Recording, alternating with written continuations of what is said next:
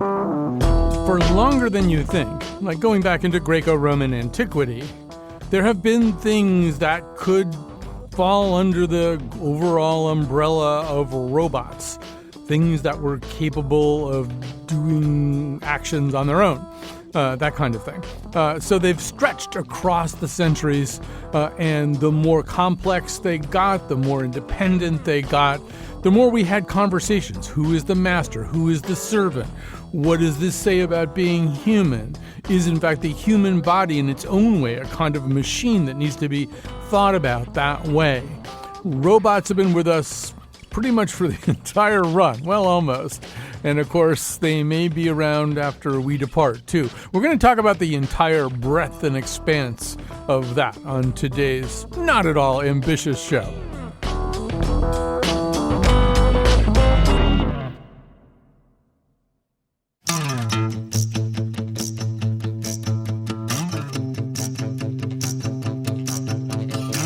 The distant future, the year 2000. The distant future, the year 2000. The distant future, the distant future.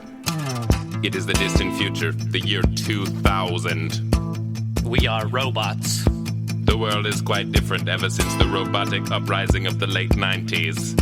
There is no more unhappiness. Affirmative. We no longer say yes. Instead, we say affirmative. Yes, affirmative. Unless we know the other robot really well. There is no more unethical treatment of the elephants. Well, there's no more elephants, so... but still it's good. There's only one kind of dance, the robot. And the robo. I could listen to Flight of the Conchords all day, but that is not the format of this show. The format of this show is not me listening to the Flight of the Conchords and laughing. It is, in fact, having reasoned discourse about all kinds of things. Today it's going to be robots. I'm really excited about this show. We're going to start with, because this isn't some product of, I don't know, the late 20th century. This is a conversation that begins in antiquity. It begins minimum 400 BC, something like that. It's possible my Neanderthal ancestors were trying to make some kind of thing that would do things. We don't have records of that, but it at least goes back that far, stretches all the way forward to modernity and beyond into Westworld. So here to get this conversation going, particularly tell us a lot more about this kind of odd continuum of historical speculation and mechanical improvisation, is Ellie Truitt, a professor in the History and Sociology of Science Department at the University of Pennsylvania. She's the author of Medieval Robots, Mechanism, Magic, Nature, and Art. Also with us, Adrienne Mayer, a research scholar in the Classics and History and Philosophy of Science Department at Stanford University. She's the author of Gods and Robots, Myths, Machines, and Ancient Dreams of Technology, among other books. All right, so let's get going here. And Adrienne, maybe you can get us started here with the more speculative part of this at the very beginning. In Greek mythology, we have things that seem very much like robots. An awful lot of them are made by the god Hephaestus or Hephaestus. He's also known as Vulcan, and he makes a lot of stuff. And then he makes machines that will do stuff that he doesn't feel like doing, right? That's right. Hephaestus was the blacksmith god of technology and invention, and he was famous for all of his wondrous devices and contraptions that he made for the gods. I mean, and the stories go back even further than you mentioned. So they're first written down by Homer and Hesiod. So that's about 700 BC. So people were already trying to imagine how would one create robots, automatons, or self-moving devices. And Hephaestus created special automatic gates for the heavens, for the gods to go back and forth with their chariots. He created driverless carts that would deliver nectar and ambrosia to their feasts and then return when they were empty. He created singing androids. He created guard dogs that could guard legendary kings' palaces. But I think one of his major accomplishments was a crew of golden maidens who could anticipate his every need and they helped him in his workshop. Hallward tells us that they not only looked just like real young women, but they had reason and mind, and they were bestowed with all the knowledge of the gods. That's quite a data dump. I mean, you don't really need all that. That suggests a very early version of AI, in my opinion. Oh, yes. I mean, in fact, those machines were known as Siri and Alexa, and that's what Hephaestus called them.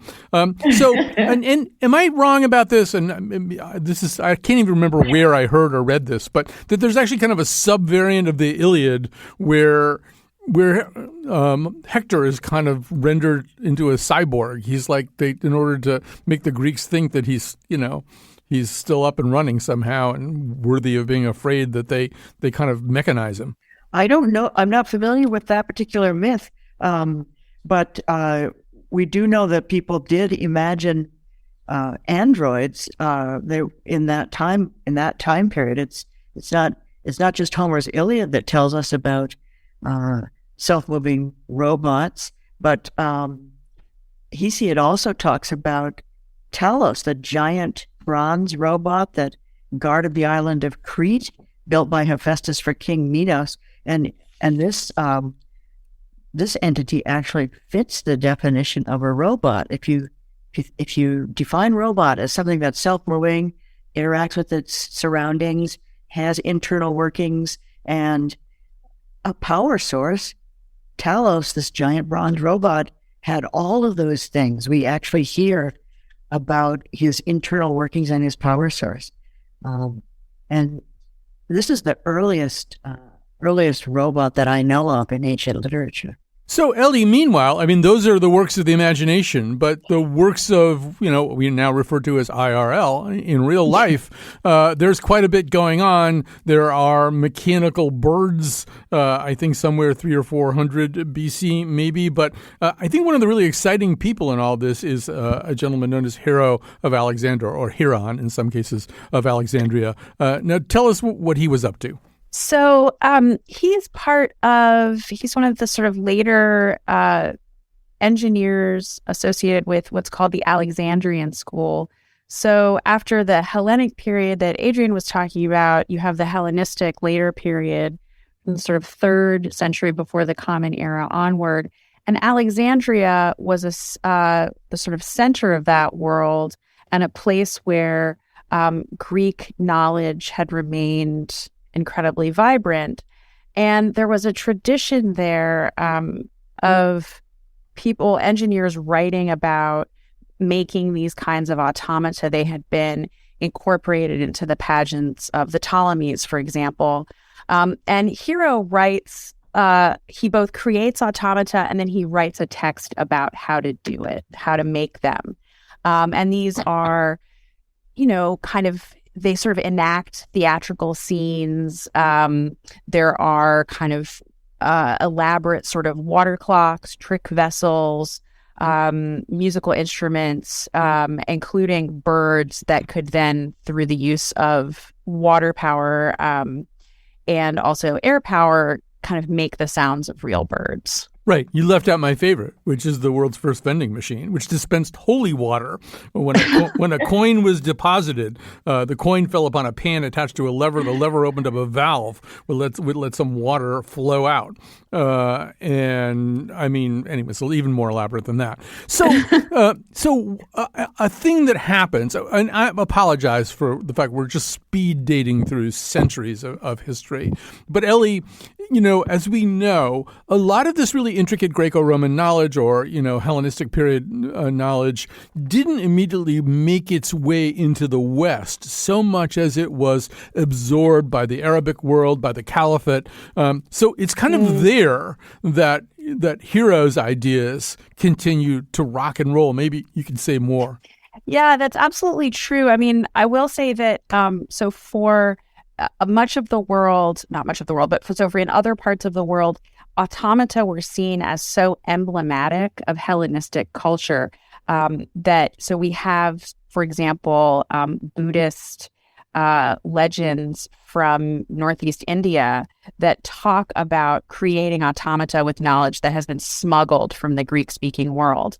And then what happens is that areas in which Greek knowledge had remained vibrant and relevant and continued to be kind of copied and dealt with, when they came under Muslim political control beginning in the 8th century, there was an interest in translating those texts among the political leadership and the elites, translating texts into Arabic that they saw as necessary for how to do, basically, like how to do kinging, how to do ruling properly. And one of the types of things that they were interested in was making automata. And then you have engineers and scholars from, in Baghdad, in Damascus, in Diyarbakir, who are innovating, creating new kinds of technologies, updating the kinds of sort of gears, valves, et cetera, to create increasingly complex and kind of vibrant objects like wine servants, for example, and kind of massive musical clocks that are programmable. Yeah, and at some point, this must have been, I guess, I'm thinking maybe somewhere around 800, Charlemagne gets a clock from an Arabic leader, Harun al-Rashid. Tell us about that clock. So that clock, it's really interesting. So Charlemagne's he's the emperor, he's the leader of what's called the Carolingian dynasty, which had come to power in 750, at the same time that the dynasty that Harun al-Rashid was the leader of, the Abbasid Caliphate, had also come to power. Both of those dynasties came to power by deposing the pre-existing dynasties that were ruling. And so they both had kind of, let's say, legitimacy concerns. And so they had a kind of established diplomatic relationship. And as part of that, Harun al-Rashid, we have the records of this, sent a water clock, this really elaborate water clock, to Charlemagne's court in 807. And it sounded the hours, but it sort of sounded like an advent calendar in that it told the time by the number of little horsemen that would pop out from 12 windows. And then it would make sounds according to sort of the hour or the quarter hours by mechanical birds that dropped metal balls.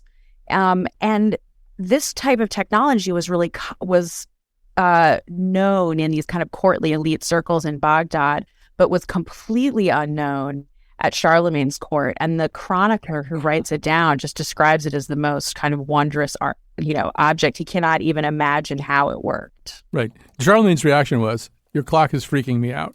Basically, yeah. You're really freaking me out. So, and we don't have time for this, but I mean, really the real genius comes along in the 12th century. Ismail al-Jazari, who's like the Tyrell Corporation of the Caliphate. He can like make anything, basically all kinds of incredible things. But Adrienne, running on a parallel track to all of our conversations, either about mythology or actual technical innovation, are these questions that accompany it. If an automaton can do something that I can do, does that raise questions about whether or not I'm human, whether or not my body is a machine? Also questions of power, right? Who's going to ultimately be the boss of all this stuff? Is it them or is it us? How is that? Do those conversations, does that kind of speculation come up fairly early in the kind of antiquity periods that we're talking about? Yes, I think we can say that those practical and ethical questions and qualms about making artificial life come up in the very first instances. In the case of Talos, the giant bronze robot, he makes decisions on his own that cause his own self-destruction, absolutely acting out of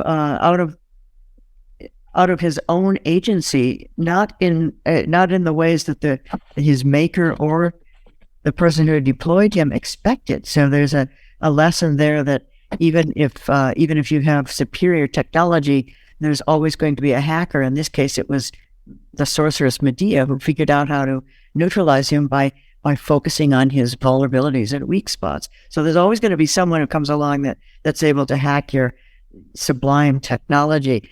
And you bring up the question about are we really automatons of the gods? And that question goes all the way back to Plato in the Laws. He actually poses the question, let's assume that we are all playthings or automata of the gods, in one of his dialogues. So this question of if humans can make androids and self-moving devices and imitate nature so marvelously, what does that mean for us humans? Do we have agency and autonomy? So it's like the first simulation hypothesis, basically.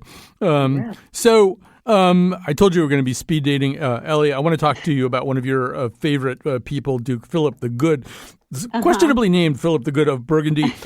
This is in the 1400s. He basically takes this chateau, this castle, and turns it into like a kind of Chuck E. Cheese of just crazy stuff that is mainly meant to either entertain or bedevil his guests. Yes. So this is one of my favorite examples. So his estate, the chateau at Hesdin, or it could be pronounced in the time Hesdin, was actually the site of the first, at least that we know of, the first automata that were built in Western Europe. And that was at the turn of the 14th century.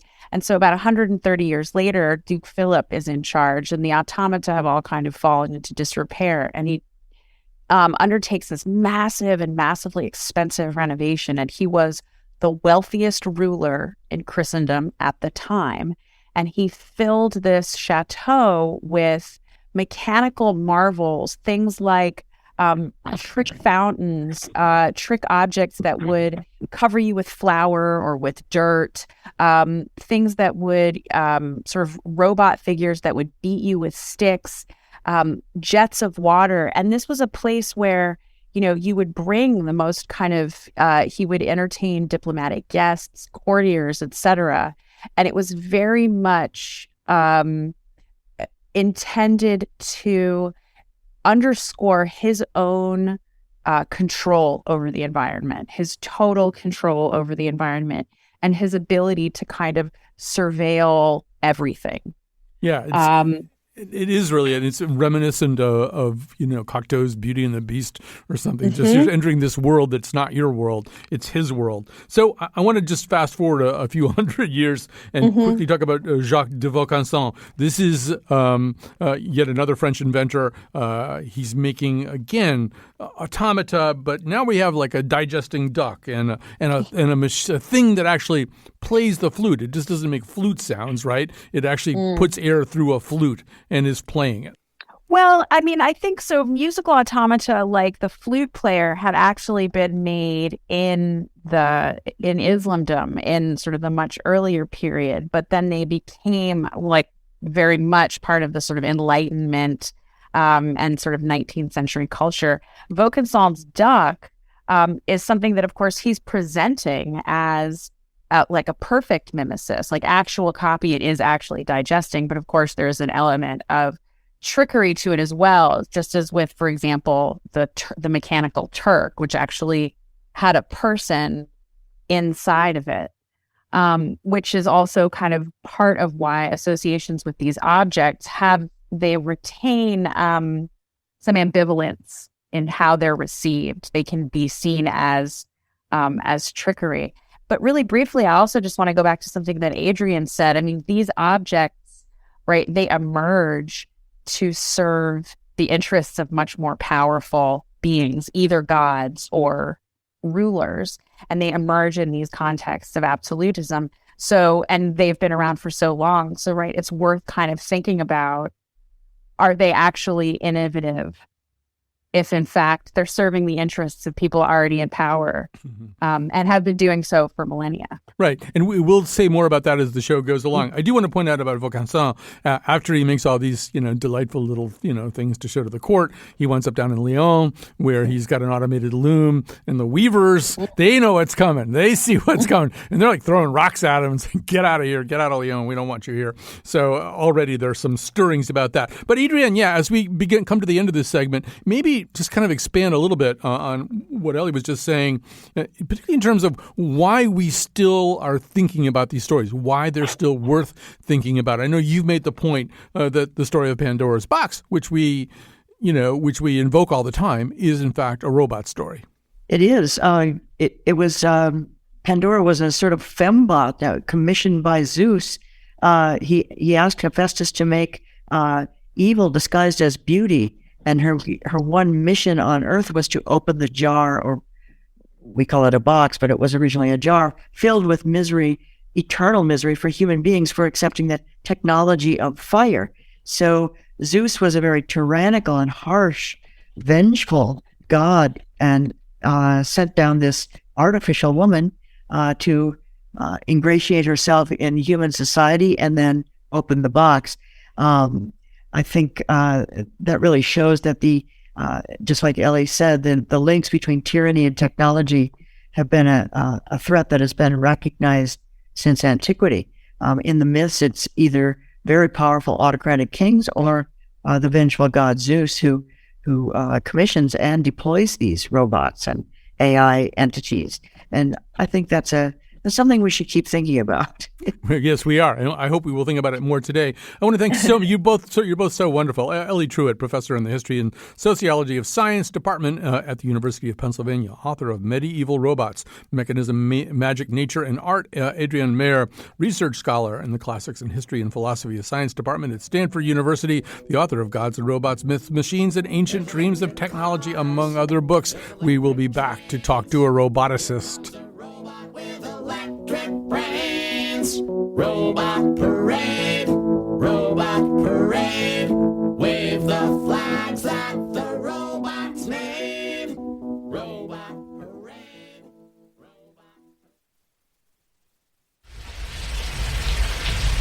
I've seen things you people wouldn't believe. Attack ships on fire off the shoulder of Orion. I watched C-beams glitter in the dark near the 10-house gate.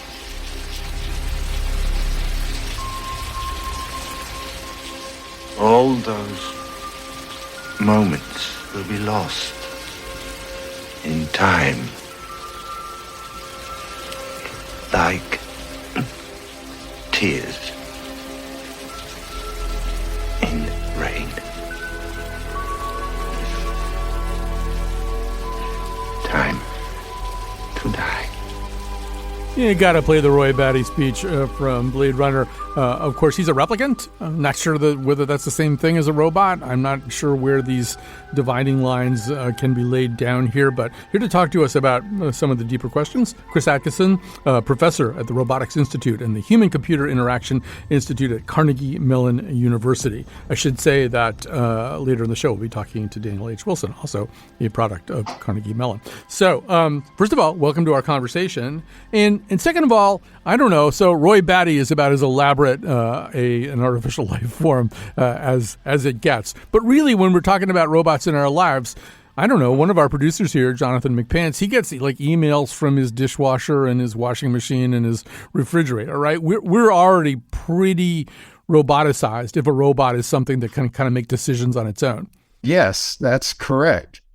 That's the model of robotics where you have a special purpose robot for every task, like washing clothes or vacuuming your house. Right. So we have those things. They have very specific things that they do. But I think the other question is there a working definition of a robot? I mean, is there a thing that kind of takes in all the things that could be called a robot? Well, I think the people you had on previously had a pretty good definition of the robot. It had to be able to perceive things, think about them, decide what to do, and then actually do something. Recently in robotics, however, we've broadened that definition because we've realized, for example, your body has what we call mechanical intelligence, and it does the right thing without the intervention of your nervous system. For example, you can get robots to walk, which we would have thought required a brain, without any computer or sensing. You just get the mechanics right, similar to how a glider works. A glider can fly without a brain. Right. And about a year ago, I think we had a conversation with a scientist who studies squirrels and all the things that squirrels do kinetically. And one of the possible applications is if you're going to make a robot that's going to go into like a collapsed building or an earthquake site and maybe try to rescue people who are still alive in there, and you've got unstable terrain and rubble and stuff like that, the robot's going to have some agility, and it won't be able to plan exactly what it's going to encounter, right? There's going to be loose rock and, chunks of wall and things that are teetering and tottering. So you want a robot that really can react or have a set of reactions. So I'm a radical roboticist, and I would take that example as far as if I really wanted to explore every crevice, I'd essentially pour water into the system, which will go everywhere gravity takes it. And I'd put stuff in the water that, sense and potentially act it. This is like the shapeshifter robots in Terminator. Oh, I like it. I think we have sort of, and we're going to talk a little bit about this in the C segment too, the third segment, but there's a way in which robots are kind of mostly there to help us.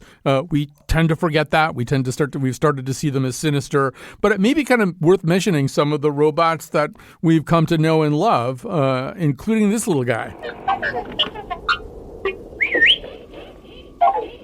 Where do you think you're going? Well, I'm not going that way. It's much too rocky. This way is much easier. What makes you think there are settlements over there? Don't get technical with me. What mission? What are you talking about? I've just about had enough of you. Go that way. You'll be malfunctioning within a day, you nearsighted scrap pile. And don't let me catch you following me, begging for help, because you won't get it. Yeah, there's actually a supercut of all the times in Star Wars that R2-D2 saves the day. It goes on for like 3 minutes, of all these things that this little robot figures out how to do. But, I mean, that's sort of closer to the model of how you're thinking about your work, right? You want to have robots that are going to help us. Well, as your previous speakers talked about, we've long ago, or for a very long time, had a dream of essentially building servants of all forms. And I would argue the purpose of most technology is to make our lives better. Right. And, it also seems like in the near term, like we have all these, apocalyptic books and movies, and you mentioned Terminator, but there's tons of them about robots becoming self-aware and they want to take over and they don't want to be slaves anymore. Although in the near term, if anybody's going to mess with us using robots, it's probably other people, right? It's going to be other people who use robots to try to control us. Probably not the robots themselves. I'm not worried about robots deciding to kill us all, although that is a very common story. If you ask a robot to clean up and the robot decides, well, the humans are the source of the mess, it's only logical that the robot should get rid of the humans. But that's not going to happen in the near future. What is going to happen in the near future is we're going to continue to write computer programs with bugs in them.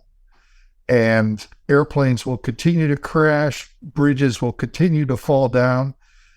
You don't have to have malevolent technology to have bad things happen. Right. And meanwhile, I was born in 1954. There are probably robots in my future. We already have a little bit of an idea of what that's like from the movie Robot and Frank. This is a clip B2 Cat. Here we go. You have got to be kidding me. I'm not this pathetic. I don't need to be spoon-fed by some goddamn robot. Chad, it's not like that. Okay, it's new. It's more like a butler. You're gonna leave me with this death machine? What's the problem? It's a robot.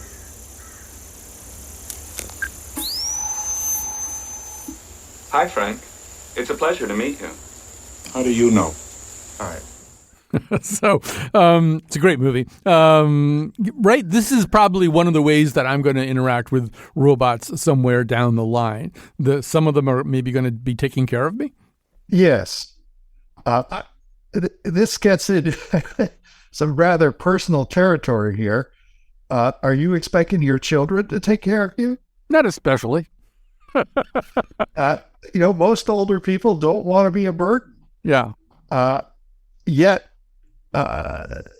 as you lose capabilities, it becomes harder and harder to do the things that you enjoy and used to fill your days.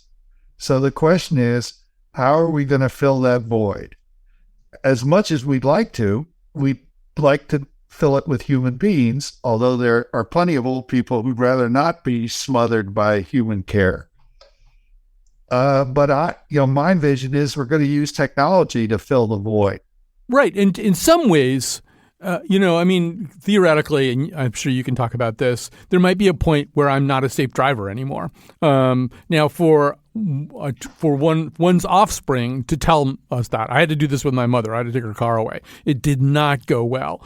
In some ways, we think about robots having to do the dirty, dull, dangerous jobs, but there's also maybe jobs that would just be a hell of a lot easier on a personal level, so to speak, if the robot, say, gave that little talk to the older parent. Yes. For most old people, this is a very difficult transition. And as you say, it's difficult for their adult children to make it happen. It's difficult for their doctors to make it happen. And it's going to cause a lot of distrust of technology if it's your car that rats on you and says, you're not a good enough driver. But let me tell you, yesterday I was driving on the highway, and I'm not the greatest driver. I'm younger than you, but, I occasionally get distracted. And as I was drifting out of my lane, my car sort of jerked the steering wheel, and, that sort of woke me up, and I realized, okay, I'm drifting out of my lane, and the car got me back in the lane. I really appreciate that. And that's the kind of support that allows older adults to function. And the time at which we have to take the keys away is delayed as long as possible. That's a great point. But yeah, ultimately, the car may say someday, you know what, Chris, I can't keep doing this. I can't keep jerking you back into the lane here. This is kind of getting out of hand. And my emotions aren't getting in the way of this because I don't have them. I'm not going to start up the car for you anymore. And that might be a good thing. Well, this could be a much longer conversation. Chris Atkeson is a professor at the Robotics Institute and the Human-Computer Interaction Institute at Carnegie Mellon University. We're going to take another quick break. We are going to come back with a writer of speculative fiction who's really thought a lot about these kinds of questions. His name is Daniel H. Wilson.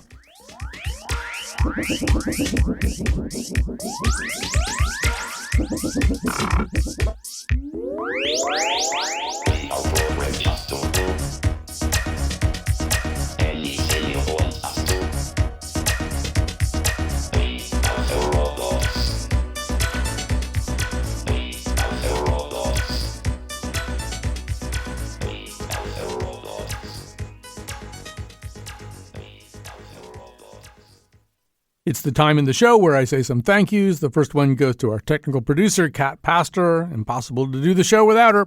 And Lily Tyson, who is the senior producer of the Colin McEnroe Show, produced this episode. So one of the things we like to do with a topic like this is spend some time, often at the end of the show, talking to people who write speculative fiction, because speculative fiction writers are kind of amazingly good at seeing around corners, sometimes in ways that people who work in academia or in policy making or in the business world do not succeed in anticipating. So joining us is somebody who's really, really good and very celebrated at thinking about robots and what they might get up to. That would be Daniel H. Wilson, author of books including Robopocalypse, Robogenesis, and the nonfiction How to Survive a Robot Uprising, and other things as well. He's a PhD in robotics from Carnegie Mellon. His latest novel is The Andromeda Evolution, an authorized sequel to Michael Crichton's The Andromeda Strain. So first of all, Daniel, welcome to our show. Hey, thanks for having me, Colin. So, Daniel, I was born in 1954, which means that I kind of grew up with benign robots, including this robot. We do have one old demonstrator model with a lot of mileage. Rosie! Coming, sir. Here I am, sir. Yes, sir. The old girl's still eager, isn't she? But of course very Homely. I may be homely, Buster, but I'm S-M-A-R-T smart. I like her, and I'll take her. Oh, thank you, ma'am. Thank you. That, of course, was the incredibly true to life of the Jetsons. But, Daniel, I also grew up with a robot from Lost in Space, the one who says, "Danger, Will Robinson, this does not compute," and is just, actually the most sensible member, probably, of the Robinson exiled clan. So what happened? When did we start being afraid of robots? Yeah, I think there really has been this big transition from a utopia to a dystopia.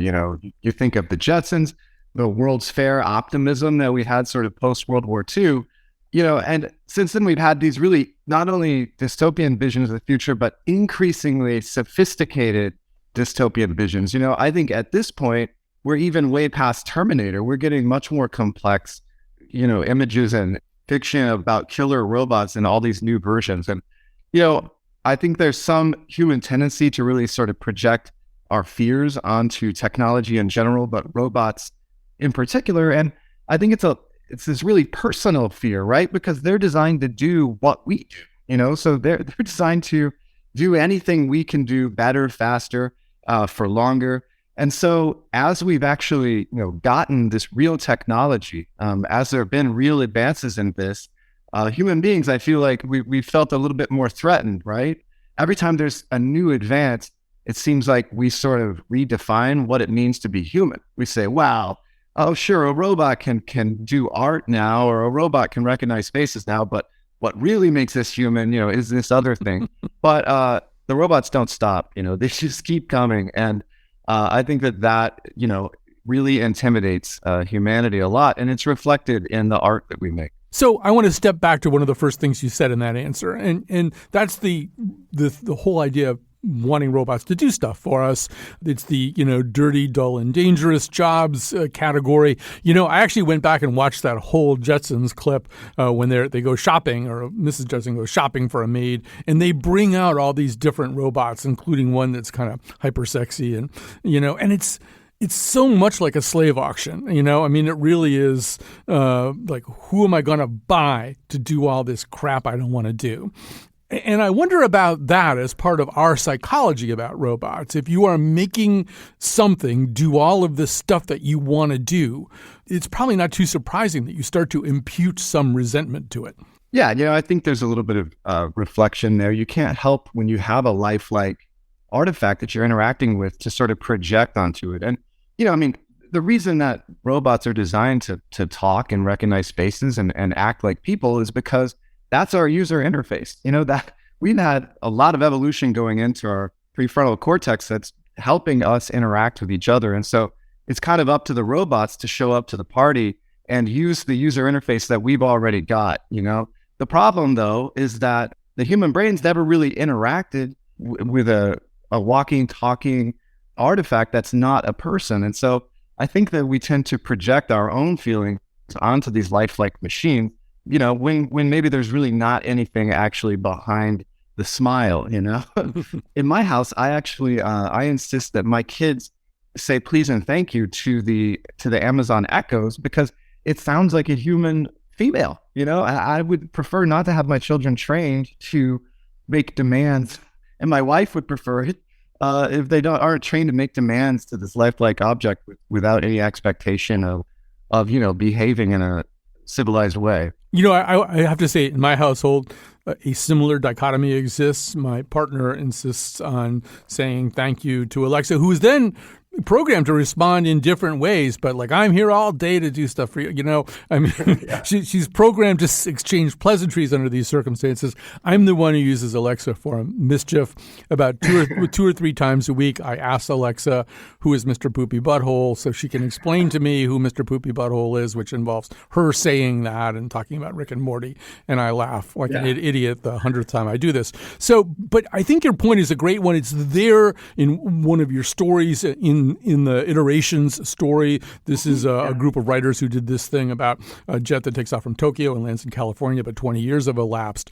And in your story, what's happened I guess this is a little bit of a spoiler, but what's happened is this guy finds out that in the ensuing years, his wife has developed a different and somewhat more satisfying relationship with an Alexa type thing, right? Yeah. And, really what that story is all about is reciprocity, right? This idea that in a human interaction, I've got to acknowledge that you're human, right? I'm expected to provide something to the equation. But with an interaction with technology, you just make a demand and you get what you want. And honestly, I think that we've seen this spill out into the real world. I think this has something to do with why service workers are being treated so poorly right now, because we've had a couple of years of reduced social interactions and increased technology interactions. We've been asking for what we want and getting it, clicking on having your groceries delivered or ordering food online. It's different than standing in a deli or talking to a human being and just having that basic acknowledgement that you're talking to a person and not a device that's there to give you what you want immediately. And so you wonder if this is degrading our ability to sort of be human the more we interact with these lifelike technologies. Yeah, if it isn't degrading it yet, it will. It absolutely will the more that we do that. Although you could program for reciprocity, right? You could say, because we don't want to start treating people the way we treat these machines that don't actually require any reciprocity. They don't require that we exhibit empathy, nothing like that. And so that could spill over into human beings. But you could program it. You could program Alexa to say, what's the magic word or stuff like that. I think that would piss people off. I don't know that it would be popular. You're preaching to the choir here. I mean, so I consider the current age of technology as the sort of candy age. Like, they're just giving us candy or whatever we want. They give it to us. I think there's a meat and potatoes age that's coming and I hope so. I really hope, because I would much prefer that our machines require some sort of empathy in order to interact with us. You think of that Rosie the robot there. I mean, aside from sort of at this point, the pretty offensive gendered mannerisms that are like projected onto her, where she's dressed like a maid and she has this sassy attitude. But, one thing I do like about that robot, and maybe is prescient, is the idea that she doesn't just do what you say. She's got attitude. If you treat Rosie wrong, she will get in your face, right? Mm-hmm. And that's a pretty advanced, I think, kind of behavior from a machine that's designed essentially to be a slave to human beings. Right. So I want to talk about another thing that occurs in your work and sort of backtrack to something you said earlier, that yes, we build robots so that they can interface with us. And so they are probably a certain scale and they do certain things. They interact and interface humanly as possible. And even in our imagination, when we imagine bad robots, they're either our size or bigger. But I was really intrigued by Small Things. This is a story you wrote in an anthology that I think you edited of writers all just sort of tackling robot uprisings in different ways.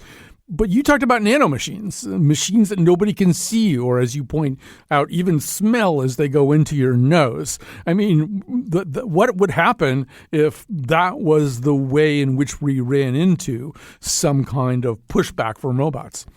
Yeah, I mean, well, that's an area of robotics where you sort of just get into creating a potential biohazard.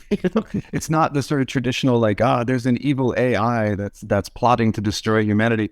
It's just, wow, you're making something that is really grappling with the forces of creation, right? Because you're manipulating matter on a nanoscale or on a molecular scale. And, the idea of that, the gray goo scenario where, those sorts of robots start self-replicating and turning everything into copies of themselves.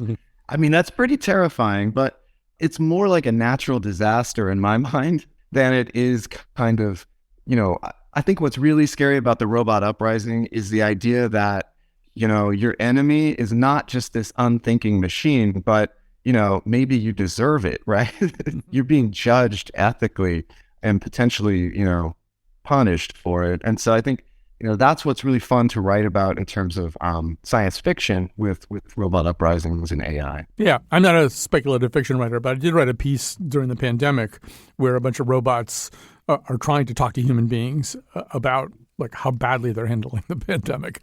And at one point, one of the robots says to the humans, "You're being killed by a disease that can be destroyed by soap and water." And it's like, why can't you do this better? Why can't you do climate better? I mean, that might be one of the possible reactions robots have to us if they ever figure out who they are and who we are, is why do we mess stuff up so badly? I mean, that's actually a big area of study. So, NASA is particularly interested in, allowing astronauts in orbit to perform a lot of work by basically being in charge of a lot of semi-autonomous robots. And one of the most important skills that a robot can have is to recognize when it needs human help or when it can help a human do whatever they're doing better.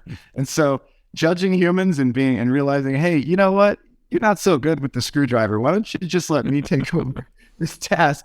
That's actually a big area of study, and it's a way for us to cooperate with robots in an efficient way. And I'm guessing that you therefore liked, for example, assuming you saw it, the movie Robot and Frank, which is, about a robot assisting an elderly man. The elderly man turns out to have his own little streak of sociopathy into which he enlists the robot. But that's the more cooperative, how can I help you relationship. Yeah, well, Robot and Frank is an amazing movie. And I mean, what I love about science fiction really is how this technology can really serve as a metaphor for all these different very human things. And Robot and Frank is about, forgetting. It's about dementia and Alzheimer's. And a robot can forget everything that it wants to know just by pushing a button, right? And so it's such a sweet movie whenever you start to realize that that's what it's really about. And there's a lot of movies where I think that the technology serves as this metaphor that's just can be really touching by the end. So we're coming towards the end of our conversation, although I could talk to you for a really long time about this. I've heard you mention, I think what you refer to as the DuckTales ending. You could also call it the Cat in the Hat ending, right? That there's chaos, and then somehow or other the old sense of normal gets restored. We go back to normal. Things get worked out and settled down. And to me, that's one of the sort of lies that some speculative fiction tells us, right? I mean, it seems to me more likely that we are constantly learning to live with new realities, that we can maybe adjust these new realities. But the notion that we're going to get back to normal, and I see it even in the response to the pandemic, right? People are going, oh, no, we're going to get back to normal now. No, forget about getting back to normal. Figure out what reality is now. And I wonder if that's a problem with the speculative fiction about robots. Well, I mean, for me, I agree with you completely there. I think that technology and robots in particular are change, right? And humanity can kind of absorb a certain amount of change, like a certain rate, So you're thinking of that delta. And if it gets too big, then we fail to adapt, and that's the end, right? And that's the true apocalypse or dystopia, or, end of the world as we know it. But if the delta is small enough, if the rate of change is small enough, then yes, we keep adapting to this new world that keeps appearing. And really, human beings are the wild card. The technology a lot of times arrives before humans are able to adapt to it. I'm thinking of like autonomous cars. So the technology is there for it. Right now, society seems to be okay with about 30 or 40,000 people dying in cars every year, human caused. But what are they going to be comfortable with from an autonomous car? Is it 0? Is it 1? Are we going to slowly get used to the idea that people get hurt in accidents with autonomous vehicles? And so, who can say, right? Who knows? And so that human element and our ability to adapt to change, I think that really throttles the kind of technology that shows up and the kind of what you write about speculatively and science fiction. And how do you keep that realistic? And so, the human wild card is really, to me, it's the most interesting thing to think about because the technology just keeps showing up and becoming more and more, better and better. So Right. And the more you know about humans, the more you know that what everybody's attitude is going to be, you know who needs a self-driving car? You do. That guy over there, he needs a self-driving car. I don't need a self-driving car. I need everybody else to be in cars that are behaving more rationally because I'm rational. That goes for jetpacks especially. A jetpack is always a great idea if you're the only one in a jetpack. But as soon as everybody else has a jetpack, Better start getting armored shutters to your windows. Use your turn signal, jetpack user. All right, Daniel H. Wilson, it's been great to talk to you. I've loved discovering your work. I'm about to plunge into Clockwork Dynasty. I want robot sword fights. So thanks so much for joining us today. Thanks so much, Colin.